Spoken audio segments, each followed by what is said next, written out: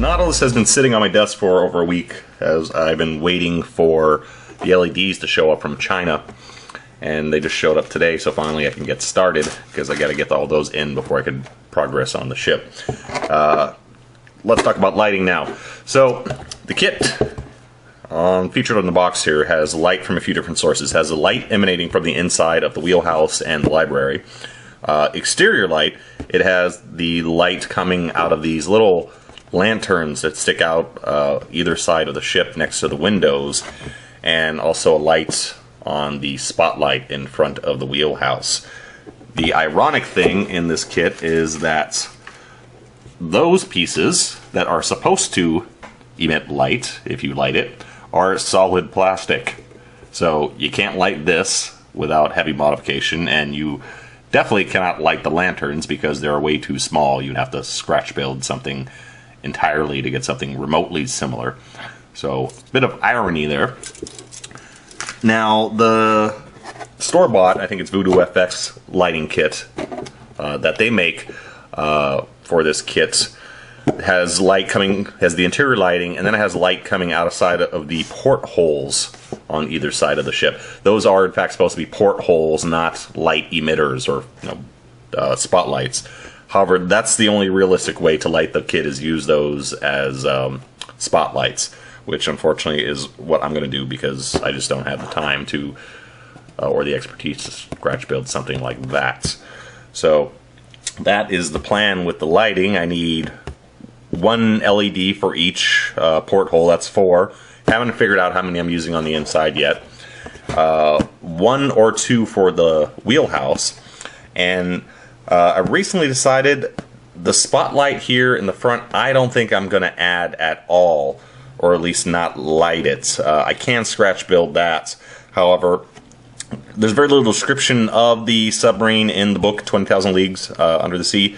However, it does describe it as the windows looking like the eyes of a monster, and I just think having those glowing without a big light in the monster's forehead would be much more of an effective look and more representing the description in the book. So that's why I'm thinking about leaving that one out entirely. So there's that. Now the lighting for the inside here, I did all that work with the photo etch on top, and I think that was a big mistake. Let me see if I can do this to give you an example of the problem with one hand, which I don't know if it's going to work because this is a little awkward. I was trying to hold this thing, my little demo light here. But the issue is I was planning on putting lights on top of this of the library. Come on, work with me. Putting lights on top of the library here, and then having all the light shine through all the photo etch. The problem is, well, you're not going to be able to see that well with all my other lighting here. The problem is, that's not coming out well. Anyway, the problem is that if I put lights on top of here, there's still a large amount of plastic here, and the light emitting down has just a lot of material to go through, and just playing around with my little demo light here shows there's a massive amount of shadows from all the grill work and all the plastic, and it just looks terrible on the inside. I would have to add a huge number of lights on top here. I'm thinking like 6 at least, to get a decent amount of light in here, and still you're going to have all that grid work shining below, which really loses all the detail that I put on in the interior. So I think what I'm going to do is go back to what I originally planned before cutting all this out and doing all this work, which is drill holes for the lights here and just insert them straight into the inside of the library. And I actually bought some LED holders along when I ordered the lights with that plan in mind before I went through with all the photo etch. So yeah, all that photo etch work and all the money I spent on the photo etch, kind of a waste, since I'm probably not going to be using this photo etch probably not using the wheelhouse. There's not much more on the photo etch sheet from Paragraphics that I'm actually using.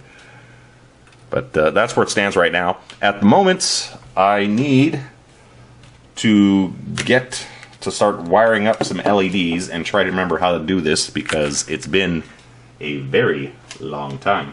I'll do a brief wiring guide. Not much of a guide, to just show you what's going on here. I haven't done it in this in so long.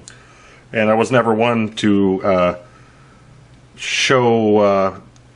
I'm not the one to go to for advice on wiring and LEDs and all that because I'm not that good at it. But for those of you who are interested, we have, first of all, the holder here. Very, very helpful. Little solder holder. This is a green LED.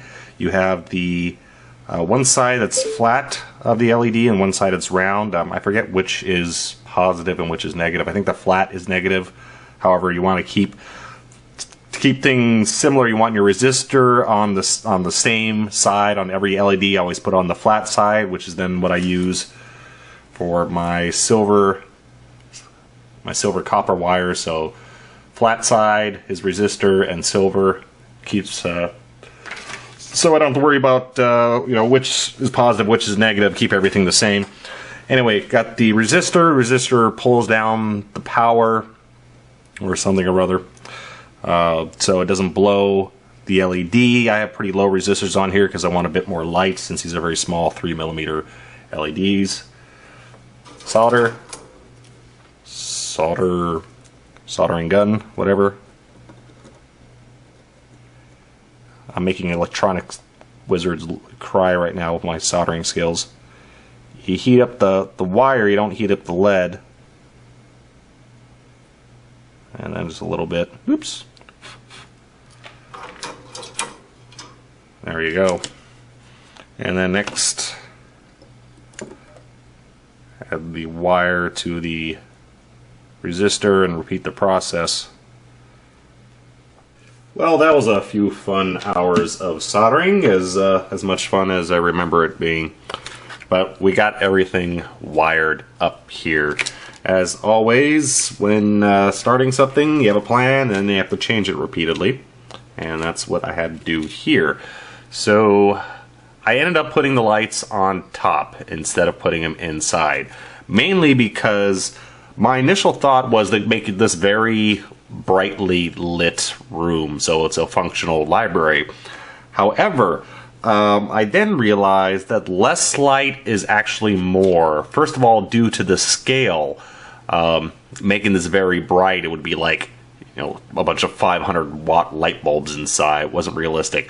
Also, it's mainly for the simple fact that if you can't see it, it looks better. The little shadows, making it a little darker. I mean, the interior's okay. I didn't do a horrible job on it, but in the dark, it looks better than it would be in a bright light, just like any paint job.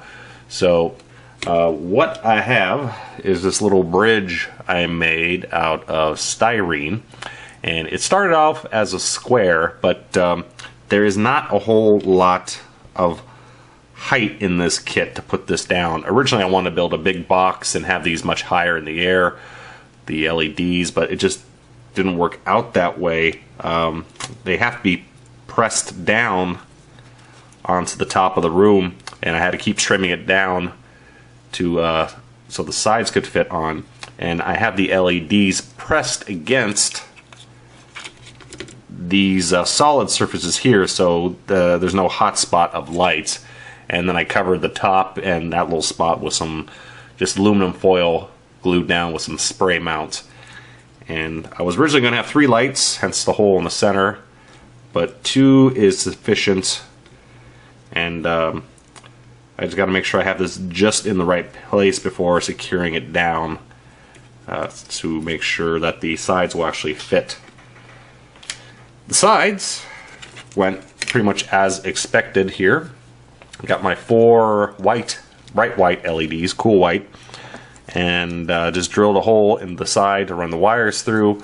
And then I have the side pieces that, if I could find the right one. No, wait, that that was the right one. That will go on. Bloody hell. Wait, one of these is the right one.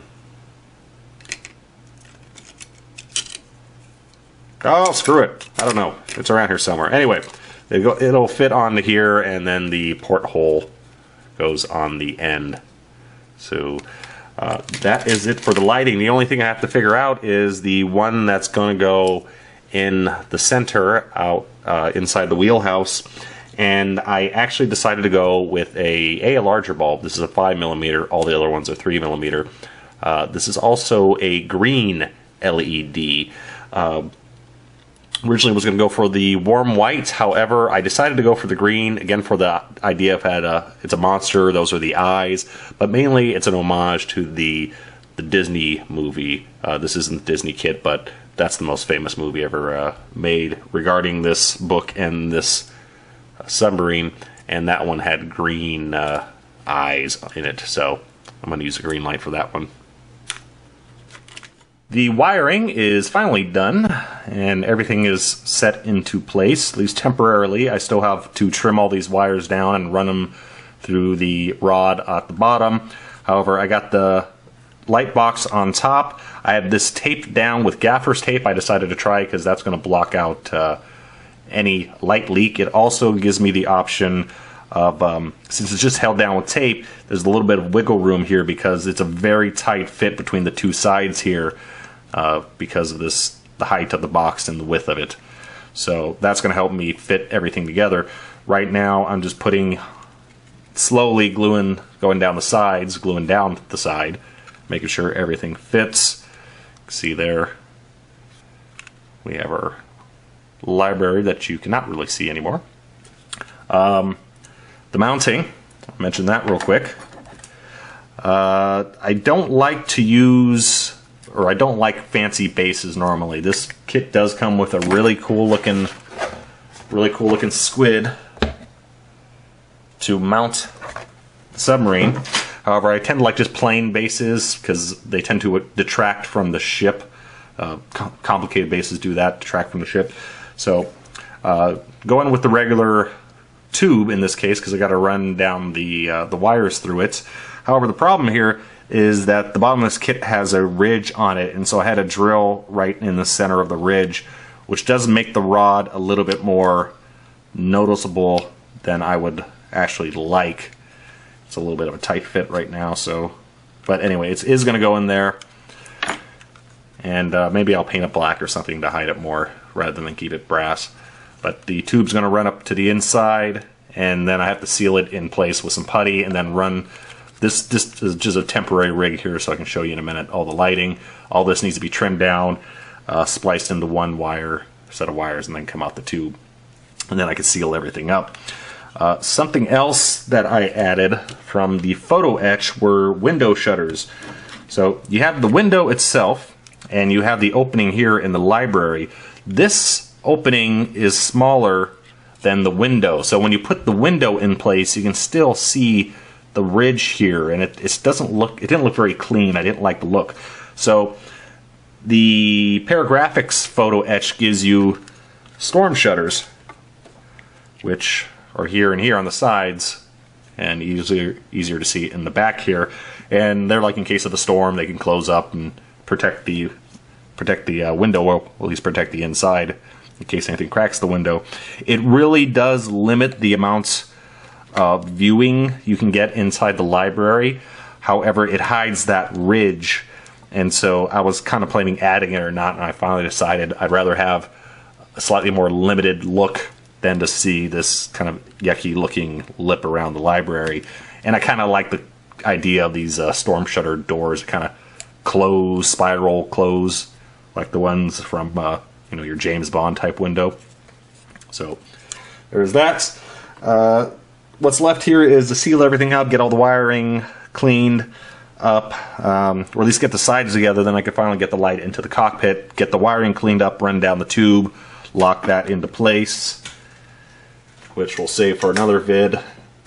But at the moment, give you a little preview. Positive, negative, nope, wrong way. There we are. Here's the back. Give you a good view that you're not going to see anymore. And from the front, there we are. So I got two different lighting effects. The warm light on the inside looks really good. It is going to be really hard to see. Well, it is hard to see now on the inside, partially because of those shutters, but just all that clear styrene. This window is not one solid piece. It's a lot of little windows, and once all those the window frames are painted up, it is going to cover a lot of the view on the inside. But it'll be like a little secret looking glass to look on the inside.